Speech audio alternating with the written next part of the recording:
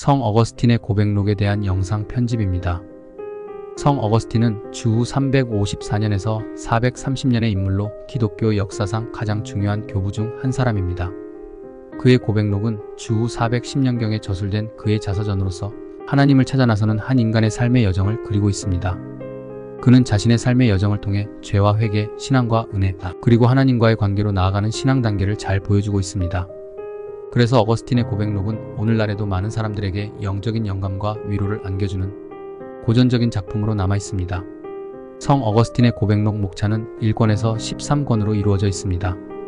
1권은 어린 시절과 소년기에 대해, 2권은 청소년기, 3권은 카르타고에서의 학생 시절에 대해, 4권은 마니교에 대해, 5권은 마니교의 오류와 밀라노로 떠남에 대해, 6권은 어거스틴의 고민, 7권은 죄악의 뿌리와 하나님의 신성에 대해, 8권은 회심에 대해, 9권은 세례와 모니카의 죽음에 대해, 10권은 과거의 고백과 중보자 그리스도, 11권은 하나님의 자비하심과 시간의 본질에 대해, 12권은 창조에 대해, 13권은 삼위일체의 신비와 교회의 형성, 확장에 대해 기록하고 있습니다.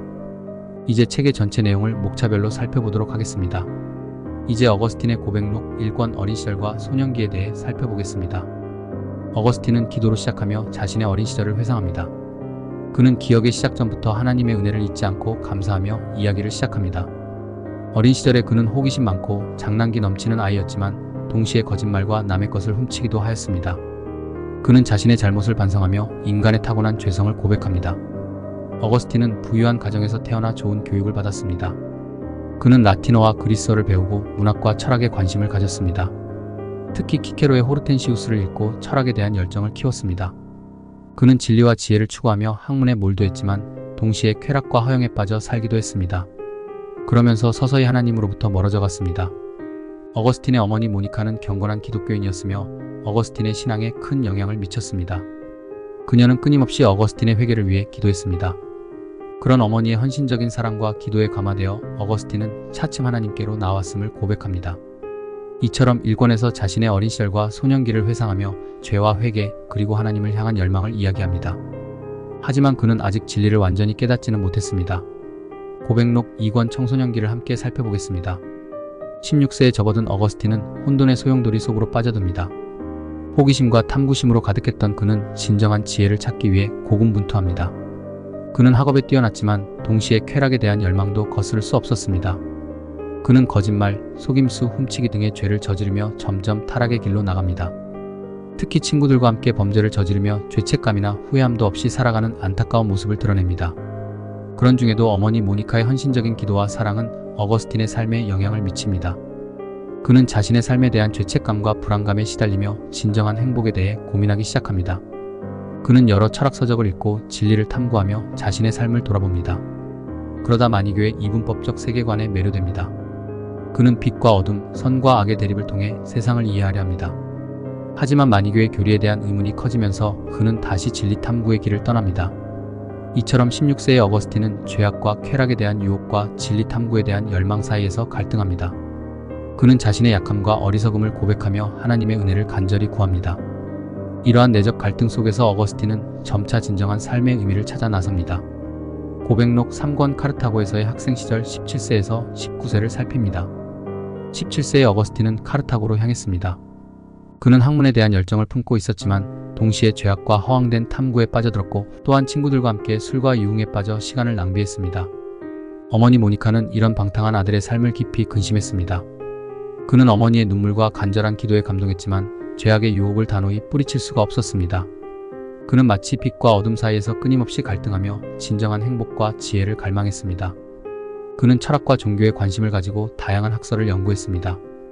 특히 마니교에 끌렸지만 궁극적으로 그들의 모순점을 발견하고 실망한 이후로 고뇌와 방황 속에서 하나님의 은총을 경험하기 시작했습니다. 그는 성경 말씀을 접하며 하나님의 사랑과 용서를 깨달았습니다. 그는 또한 어머니 모니카의 헌신적인 기도와 믿음의 영향으로 완전히 회심한 것은 아니었지만 앞으로 어떤 삶을 살아야 할지 막연하게나마 마음을 먹었습니다. 즉, 진정한 행복과 지혜를 찾기 위해 계속 노력하기로 결심한 것입니다. 고백록 4권 마니교 19세에서 20세에 대해 살펴봅니다. 어린 시절부터 빛나는 재능을 가진 어거스틴은 19세의 진리를 찾고자 하는 열망으로 타오르고 있었습니다. 당시 그는 기독교에 관심이 있었지만 복잡한 교리와 철학적 깊이를 이해하지 못했습니다. 마침 그때 마니교라는 새로운 종교를 접하게 되었던 것입니다. 마니교는 선과 악의 이원론을 바탕으로 세상을 설명하는 명확하고 간결한 교리였습니다. 또한 엄격한 금욕주의를 통해 영혼의 구원을 추구했습니다. 한때 어거스틴은 마니교의 명료한 이론과 금욕적인 삶에 매료됩니다. 그는 마니교를 통해 진리를 찾았다고 생각하며 9년 동안 이 종교에 깊이 빠져들었던 것입니다. 하지만 시간이 지날수록 마니교의 문제점들이 드러나기 시작합니다. 특히 마니교의 우주론과 과학적 사실들은 서로 모순되는 부분이 많았습니다. 더욱이 마니교의 지도자들은 어거스틴의 질문에 명확한 답변을 주지 못했습니다. 이런 마니교에 대한 회의를 느끼던 어거스틴은 결국 이 종교를 떠나게 되었던 것입니다. 그는 진정한 진리를 찾기 위해 새로운 길을 모색하기 시작했던 것입니다. 고백록 5권 마니교의 오류와 밀라노로 떠남 29세에 대해 살펴봅시다. 어거스틴은 29세 즈음에 마니교의 열렬한 신봉자였지만 점점 더 깊은 의문과 회의감을 느낍니다. 특히 마니교의 우주론과 악의 문제는 그의 지성을 만족시켜주지 못하였습니다.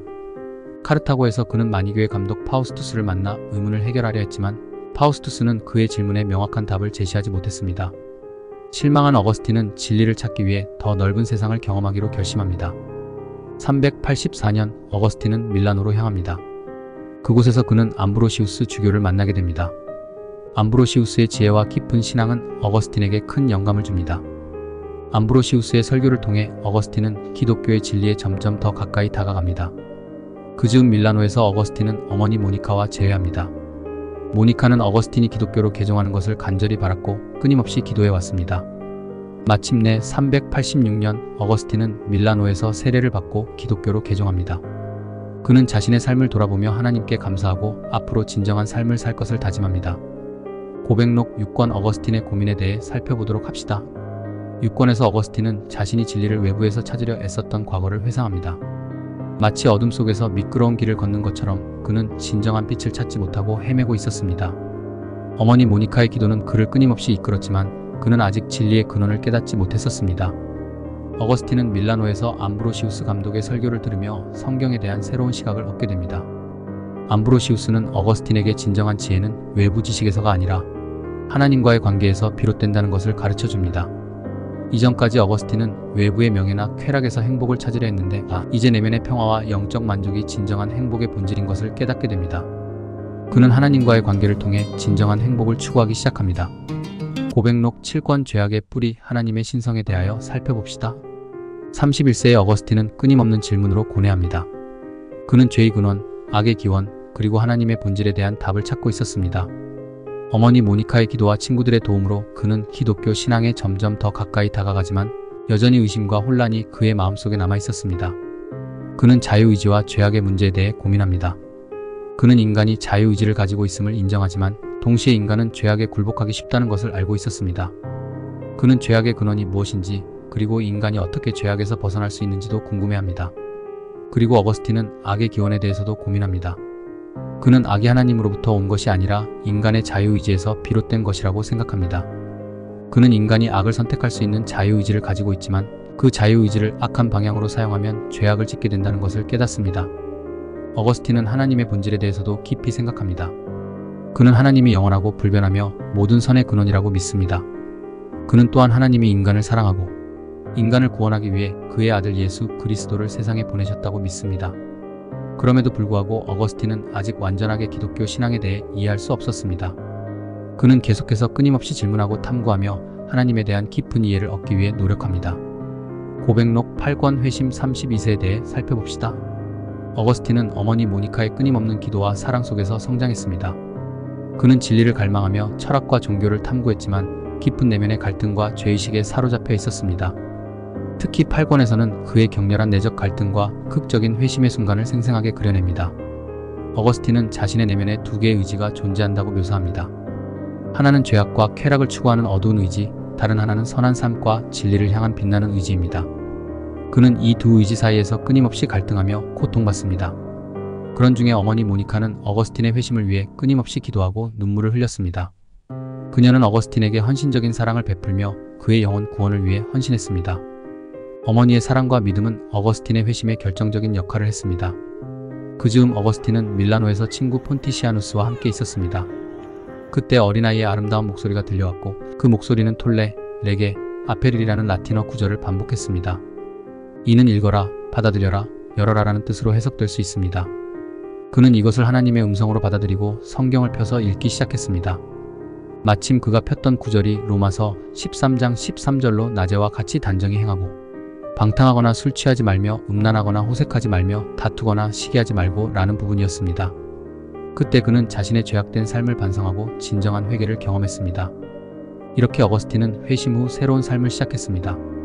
그는 자신의 경험을 기록하여 바로 이 고백록을 남기게 되고 기독교 역사상 가장 중요한 인물 중 하나로 기억됩니다. 고백록 9권 세례와 모니카의 죽음에 대해 살펴봅시다. 어거스틴은 어머니 모니카의 헌신적인 기도와 사랑 덕분에 끊임없이 신앙에 대해 고민했습니다. 마침내 밀라노에서 암브로시우스 주교의 지도 아래 세례를 받기로 결심합니다. 어머니 모니카는 아들의 회심을 보며 기쁨에 벅찼습니다. 드디어 387년 4월 24일 어거스틴은 어머니 모니카와 친구 알리피우스와 함께 세례를 받았던 것입니다. 이는 그의 인생에서 가장 중요한 전환점이었습니다. 세례를 받은 후 어거스틴은 어머니 모니카와 함께 로마로 여행을 떠났습니다. 하지만 여행 중 어머니 모니카는 병에 걸리고 세상을 떠나게 됩니다. 어거스틴은 어머니의 죽음에 큰 슬픔을 느꼈지만 동시에 어머니가 천국으로 향했다는 사실의 위안을 얻었습니다. 어머니 모니카가 세상을 떠나기 전 어거스틴은 어머니와 함께 신학적인 대화를 나누었습니다. 어머니 모니카는 죽음을 두려워하지 않고 오히려 천국에서 하나님과 함께할 것을 확신했습니다. 어거스틴은 그런 어머니 모니카에게 깊은 감동을 받았고 그녀를 자신의 삶의 가장 중요한 인물 중 하나로 여겼습니다. 고백록 10권 과거의 고백과 중보자 그리스도에 대해 살펴봅시다. 어거스틴은 죄악과 망설임으로 가득했던 젊은 시절을 솔직하게 고백합니다. 특히 육체적 욕망에 사로잡혀 방탕한 생활을 했던 과거를 후회하며 진정한 행복을 찾지 못했던 자신의 모습을 반성합니다. 어거스틴은 기억과 시간의 본질에 대해 깊이 고찰합니다. 그는 기억이 어떻게 작동하는지, 과거와 현재, 미래가 어떻게 연결되는지에 대한 질문을 던집니다. 또한 인간의 삶이 시간 속에서 펼쳐지는 덧없는 여정임을 인지하며 영원한 삶에 대한 갈망을 표현합니다. 어거스틴은 인간의 죄악과 약함을 극복할 수 있는 유일한 방법은 예수 그리스도를 믿는 것이라고 강조합니다. 그는 그리스도가 인간과 하나님 사이의 중보자로서 십자가 죽음을 통해 인간의 죄를 속죄했다고 설명합니다. 또한 그리스도의 은총을 통해 인간은 진정한 행복과 영원한 삶을 얻을 수 있다고 믿습니다. 고백록 11권 하나님의 자비하심과 시간의 본질에 대해 살펴봅시다. 어거스틴은 하나님의 영원성과 인간의 유한성을 대비합니다. 하나님은 시간과 공간에 얽매이지 않고 영원히 존재하는 반면 인간은 시간 속에 살아가며 죽음을 피할 수 없는 존재이지만 하나님은 시간을 창조하신 분이라고 주장합니다. 하나님은 영원히 존재하시기 때문에 시간에 얽매이지 않으면서 세상과 함께 시간도 창조하신 것입니다. 시간은 창조된 세상의 속성이며 하나님과는 구별됩니다. 또한 시간의 측정에 대해서도 논합니다. 그는 과거, 현재, 미래라는 세 가지 시간 구분을 제시하지만 과거는 이미 사라지고 미래는 아직 오지 않았기 때문에 실제로 존재하는 것은 현재뿐이라고 주장합니다. 더욱이 어거스틴은 인간의 기억과 시간의 관계도 탐구합니다. 그는 기억이 과거를 현재로 가져오는 것이라고 말하며 기억 덕분에 우리는 과거를 경험하고 미래를 예상할 수 있다고 주장합니다. 그리고 하나님의 자비와 시간의 관계를 통해 인간 구원의 의미를 드러냅니다. 하나님은 영원한 존재이지만 인간을 사랑하기 위해 시간 속에 들어와 예수 그리스도를 통해 구원을 이루었습니다. 이는 하나님의 자비가 시간을 초월한다는 것을 보여줍니다. 고백록 12권 창조에 대해 살펴보겠습니다. 본 권에서는 창세기 1장에 나오는 창조 이야기를 깊이 있게 탐구하며 하나님의 본질과 세상의 창조 과정에 대한 그의 생각을 말하고 있습니다. 첫째, 그는 하나님이 시간과 공간을 초월하는 영원하고 불변하는 존재이며 모든 창조의 근원이라고 설명합니다. 더욱이 하나님은 삼위일체의 하나님으로서 성부, 성자, 성령으로 존재하며 이 세의 격은 서로 평등하고 하나라고 강조합니다. 둘째, 어거스틴은 세상의 창조 과정을 말씀과 형상이라는 두 가지 개념으로 설명합니다. 하나님은 자신의 말씀으로 세상을 창조하셨는데 이 말씀은 단순한 소리나 언어가 아니라 하나님의 창조적인 능력을 의미한다고 합니다. 하나님은 세상을 자신의 형상대로 창조하셨는데 이는 세상이 하나님의 완전성과 아름다움을 반영하고 있다는 의미라고 합니다. 셋째, 어거스틴은 무형의 진료라는 개념을 통해 세상의 창조를 설명합니다. 그는 세상이 창조되기 전에 존재했던 무형의 진료를 하나님이 자신의 말씀으로 변화시켜 세상을 창조했다고 주장합니다. 이 무형의 진료는 일종의 잠재력을 지닌 물질로서 하나님의 창조적인 능력에 의해 다양한 형태의 존재로 변화되었음을 말합니다. 마지막으로 어거스틴은 인간이 하나님의 형상대로 창조되었다는 점을 강조하며 인간의 존엄성을 이야기합니다. 그는 인간이 이성과 자유의지를 가진 존재로서 다른 피조물과 구별된다고 주장하며 인간은 하나님을 알고 사랑하며 그와의 관계를 통해 자신의 삶을 완성해야 한다고 강조합니다. 고백록 13권 삼위일체의 신비와 교회의 형성, 확장을 살펴봅시다. 13권은 삼위일체 신비에 대한 어거스틴의 깊은 묵상으로 시작합니다. 그는 하나님 아버지, 성자 예수 그리스도, 성령의 삼위가 어떻게 하나의 신이 될 수 있는지 탐구합니다. 어거스틴은 인간의 정신, 기억, 뜻을 비유로 삼아 삼위일체를 이해하려 노력하지만 그 신비의 깊이에 감탄하며 겸손하게 하나님께 찬양을 드립니다. 그리고 어거스틴은 교회의 역사를 하나님의 섭리로 해석합니다. 그는 아벨부터 예수 그리스도까지 이어지는 성경 인물들을 하나님께서 선택하신 백성으로 보고 교회의 기원을 찾습니다. 또한 그는 사도들의 선교 활동과 초기 교회의 성장을 통해 하나님의 계획이 이루어지는 것을 보여줍니다. 어거스틴은 교회가 역사 속에서 겪었던 다양한 어려움과 박해에 대해서도 언급합니다. 그는 이러한 어려움들이 하나님에 대한 믿음을 시험하고 더욱 강하게 만드는 역할을 한다고 믿습니다. 또한 그는 교회 지도자들의 헌신과 신앙 고백을 통해 교회가 어려움을 극복하고 성장해 왔음을 강조합니다. 그는 교회를 하나님 백성의 공동체로 정의합니다. 그리고 교회가 세상 속에서 하나님의 사랑과 은혜를 증언하는 역할을 한다고 강조합니다. 더욱이 교회가 성경 말씀을 따라 삶을 살고 성례전을 통해 하나님과의 관계를 맺는 공동체임을 설명합니다. 이처럼 마지막 13권은 어거스틴의 찬양과 기도로 마무리됩니다. 그는 하나님께서 세상을 창조하고 인간을 구원하신 은혜에 감사하며 영원한 안식 속에서 하나님을 찬양할 것을 소망합니다. 감사합니다.